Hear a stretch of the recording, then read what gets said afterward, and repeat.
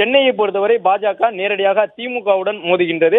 அதே போன்று நீலகிரி தொகுதியிலும் மத்திய அமைச்சர் எல் முருகன் முன்னாள் மத்திய அமைச்சர் ஆர் ராசாவுடன் நேரடியாக தொகுதியில் மோதலில் இருக்கின்றார். இவ்வாறு முக்கியமான வேட்பாளர்கள் பாஜக சார்பில் அறிவிக்கப்பட்டிருக்கின்றார்கள். இந்த வேட்பாளர் பட்டியலை பொறுத்தவரை பாஜக அறிவித்திருக்கக்கூடிய அனைத்து வேட்பாளர்களுமே நட்சத்திர வேட்பாளர்கள். வெற்றியை நெருங்க வேண்டும், குறைந்தபட்சம் அந்த வெற்றிக்கும் இரண்டாவது இடத்திற்குமான வாக்கு வித்தியாசம் பெரிய வேறுபாடு இருக்கக்கூடாது என்ற அடிப்படையில் இந்த வேட்பாளர் பட்டியலை மிக நேர்த்தியாக பாஜக தலைமை திட்டமிட்டு தற்போது அறிவித்திருக்கின்றார்கள். தமிழகத்தினுடைய மாநில தலைவர் அண்ணாமலை உள்ளிட்டவர்களும் தேர்தலில் களத்தில் நிற்பதன் காரணமாக பாஜக கடும் போட்டியை இந்த தேர்தல் களத்தில் ஏற்படுத்தி இருக்கின்றது.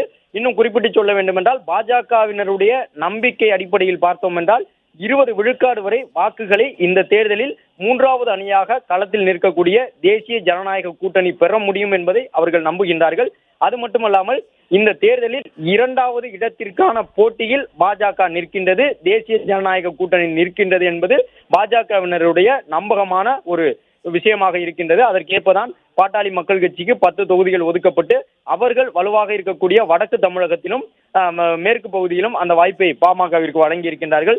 மற்ற தொகுதிகளில் பாரதிய ஜனதா கட்சி எங்கெல்லாம் செல்வாக்காக இருக்கின்றதோ அந்த பாஜகவை பொறுத்தவரை ஆர்டிகல் 370 என்று சொல்லக்கூடிய வகையில் 370 பேர் ஒவ்வொரு பூத்திலும் இருக்க வேண்டும் என்கின்ற உத்தரவினை பாஜகவினுடைய மாநில தலைவர் அண்ணாமலை கடந்த 2 ஆண்டுகளுக்கு முன்பாக மாநில தலைவராக பதவியேற்ற உடனேயே தெரிவித்திருந்தார். ஒவ்வொரு பூத்திலும் குறைந்தபட்சம் 370 பேர். அதைத்தான் ஆர்டிகல் 370 என்று சொல்லி பாஜக சார்பில் அந்த ஒவ்வொரு பூத் ஏஜென்ட்களுக்கும் பணிகள் வழங்கப்பட்டிருந்தன. அதற்கு ஏற்ப எந்த தொகுதியிலெல்லாம் பாஜக தன்னுடைய கட்டமைப்பை பலப்படுத்தி இருந்ததோ அனைத்து தொகுதிகளையும் தானே எடுத்துக் கொண்டிருக்கின்றது. அதன்படி மேற்கு மண்டலத்தில் இருக்கக்கூடிய திருப்பூர், பொள்ளாச்சி, கோவை, கரூர் உள்ளிட்ட தொகுதிகள் எல்லாம் பாஜக போட்டியிடக்கூடிய தொகுதிகளாக இருக்கின்றன. பெரும்பாலான தொகுதிகள் பாஜக களத்தில் நிற்கக்கூடிய வடக்கு மற்றும் மேற்கு மண்டல தொகுதிகள் அனைத்துமே திமுக போட்டியிடக்கூடிய தொகுதிகளாகவே பெரும்பாலும் இருக்கின்றன. எனவே திமுகவோடு நேரடி போட்டியில் ஈடுபடுகின்றார்கள். குறிப்பாக முன்னாள் மேயராக இருக்கக்கூடிய வேட்பாளருடன் திமுக வேட்பாளருடன் தற்பொழுது அண்ணாமலை கோவை தொகுதியில் போட்டியில் இருக்கின்றார். அதேபோன்று நீலகிரி தொகுதியில் மத்திய அமைச்சர் எல் முருகன் முன்னாள் அமைச்சர் ஆர் ராசாவிற்கு எதிராக களத்தில் நிற்கின்றார். எனவே கடும் போட்டியை ஏற்படுத்தக்கூடிய தொகுதிகளாக பாஜகவினுடைய பல தொகுதிகள் இடம்பெற்றிருக்கின்றன. உதாரணத்திற்கு தென் சென்னை தொகுதியை எடுத்துக்கொள்ளலாம். தமிழிசை சவுந்தரராஜனும் தமிழச்சி தங்கபாண்டியன் அவர்களும் போட்டியில் இருக்கின்றார்கள். தென் சென்னை கடுமையான போட்டி தரக்கூடிய தொகுதியாக இருக்கின்றது. நீலகிரி தொகுதி கடும் போட்டி தரக்கூடிய வகையில் இருக்கின்றது. கோவை தொகுதியை பொறுத்தவரை அண்ணாமலை களத்தில் இருப்பதால் ஏற்கனவே பாஜக வலிமையான தொகுதியாக கோவை இருப்பதன் காரணமாக அங்கும் ஒரு கடும் போட்டி நிலவும் என்று எதிர்பார்க்கப்படுகின்றது. திருநெல்வேலி தொகுதியை பொறுத்தவரை அதிமுகவில் இருந்து பாஜகவில் இன்று மிக முக்கிய தலைவராக மாநில தலைமைக்கு நிகராக இருக்கக்கூடிய நயினார் நாகேந்திரன் அவர்கள் பாஜகவினுடைய முகமாக தென் மாவட்டத்தில் இருக்கின்றார். பாஜகவின் சட்டமன்ற குழு தலைவராக இருக்கின்றார். தேசிய தலைமையோடு நெருக்கமாக இருக்கின்றார். கடந்த 3 ஆண்டுகளாகவே நெல்லை தொகுதியை மையமாக வைத்து தேர்தல் பணியை விரைவுபடுத்தியிருந்த நயினார் நாகேந்திரன் திருநெல்வேலியில் நிற்கின்றார். எனவே அங்கும் கடும் போட்டி நிலவுகின்றது.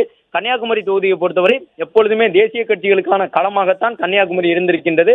எனவே பொன் ராதாகிருஷ்ணன் அவர்கள் களத்தில் நிற்கக்கூடிய சூழ்நிலையில் அங்கும் கடும் போட்டி நிலவும் 2 கட்சிகளுக்கும் இடையில் என்று எதிர்பார்க்கப்படுகின்றது. அதே போன்று விருதுநகர் தொகுதியில் பெரிதும் எதிர்பார்க்கப்பட்ட பேராசிரியர் ராம சீனிவாசன் களத்தில் நிற்கவில்லை என்றாலும் ராதிகா சரத்குமார் அவர்கள் தற்பொழுது தாமரை சின்னத்திலேயே போட்டியிடுவதன் காரணமாக விருதுநகர் தொகுதியும் கடும் போட்டி இருக்கும் என்று எதிர்பார்க்கப்படுகின்றது. தென்காசி மக்களவை தொகுதியை பொறுத்தவரை ஜான் பாண்டியன், கிருஷ்ணசாமி 2 பேருமே அந்த தொகுதியில் செல்வாக்கு மிக்க தலைவர்கள். அங்கு இருக்கக்கூடிய அந்த தென்காசி தொகுதிக்கு உட்பட்ட அனைத்து இடங்களிலும் கணிசமான வாக்கு வைத்திருக்கக்கூடியவர்கள். அதிமுக கூட்டணியில் தென்காசியில் கிருஷ்ணசாமி அவர்கள் போட்டியிடக்கூடிய சூழ்நிலையில் ஜான் பாண்டியன் போட்டியிடக்கூடிய ஒரு வாய்ப்பு உருவாகி இருக்கின்றது. தென்காசி தொகுதியில் அதிமுகவினுடைய வேட்பாளருக்கும் பாஜகவினுடைய வேட்பாளருக்கும் இடையே கடும் போட்டி நிலவுகின்றது. அதே போன்று திருவண்ணாமலை உள்ளிட்ட தொகுதியிலும் போட்டி கடுமையாக இருக்கும் என்று எதிர்பார்க்கப்படுகின்றது. நாமக்கல் தொகுதியை பொறுத்தவரை கூட்டணிக்கு ஒதுக்கி இருக்கின்றது திராவிட முன்னேற்ற கழகம். அதே நேரம் வலிமையான ஒரு வேட்பாளரை நாமக்கல்லில் நிறுத்த வேண்டும் என்ற அடிப்படையில் தற்போது KP ராமலிங்கத்தை அங்கு வேட்பாளராக அறிவித்திருக்கின்றது பாஜக. சேலம் தொகுதியை பொறுத்தவரை அது பாட்டாளி மக்கள் கட்சிக்கு ஒதுக்கப்பட்டிருக்கின்றது. எனவே சேலம் மக்களவை தொகுதியை ஒட்டி இருக்கக்கூடிய நாமக்கல் தொகுதியிலும் வலிமையான வேட்பாளரை நிறுத்த வேண்டிய தேவை எழுந்ததால் KP ராமலிங்கத்தை அங்கு வேட்பாளராக நிறுத்தி இருக்கின்றார்கள். திருப்பூர் தொகுதியை பொறுத்தவரை நாம் ஏற்கனவே குறிப்பிட்ட AP முருகானந்தம் அவரும் அந்த மேற்கு மண்டலத்தில் செல்வாக்கு பெற்ற தலைவராக இருக்கின்றார். அந்த பொள்ளாச்சி தொகுதி திருப்பூரில் முருகானந்தம் நிற்கும் பொழுது அங்கு பொள்ளாச்சி தொகுதியிலும் அது கணிசமாக எதிரொலிக்கும் என்ற அடிப்படையில் பொள்ளாச்சியையும் பாரதிய ஜனதா கட்சி கைப்பற்றி இருக்கின்றது. அதாவது தங்களுடைய கூட்டணிக்கு கொடுக்காமல் அவர்களே போட்டியில் நிற்கின்றார்கள் பொள்ளாச்சி தொகுதியிலும். அதன்படி பொள்ளாச்சி தொகுதியில் வசந்தராஜன் பாஜக சார்பில் போட்டியில் நிற்கின்றார். கரூர் தொகுதியை பொறுத்தவரை பிபி செந்தில்நாதன் போட்டியில் இருக்கின்றார். அங்கு அவருக்கு கணிசமான செல்வாக்கு இருப்பதாக கணித்து பாஜக தலைமை அந்த வாய்ப்பினை வழங்கி இருக்கின்றது. பாஜகவை பொறுத்தவரை இந்த பட்டியல் 4ஆம் கட்டமாக தேசிய அளவில் வெளியிடப்பட்டிருந்தாலும் தமிழகத்திற்கு இது 2ஆம் கட்ட பட்டியல் தான். பல இடங்களில் நேரடி போட்டி அதிமுக, திமுக, பாஜக என்று நிலவுகின்றது.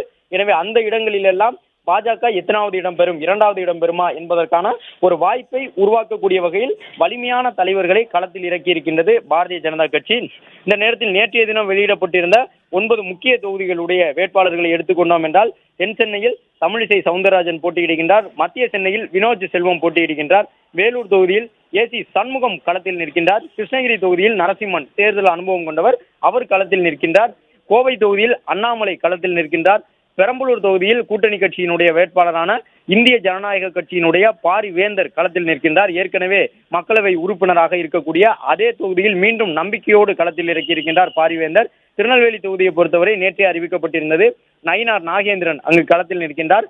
கன்னியாகுமரி தொகுதியில் பொன் ராதாகிருஷ்ணன் களத்தில் நிற்கின்றார். அந்த 9 தொகுதிகளோடு சேர்த்து தற்பொழுது 15 தொகுதிகள் தமிழகம் மற்றும் புதுச்சேரியில் அறிவிக்கப்பட்டிருக்கின்றன. இதன் மூலமாக தமிழ்நாட்டில் 23 தொகுதிகளில் பாஜக தன்னுடைய தாமரை சின்னத்தில் வேட்பாளர்களை களத்தில் இறக்கியிருக்கின்றது.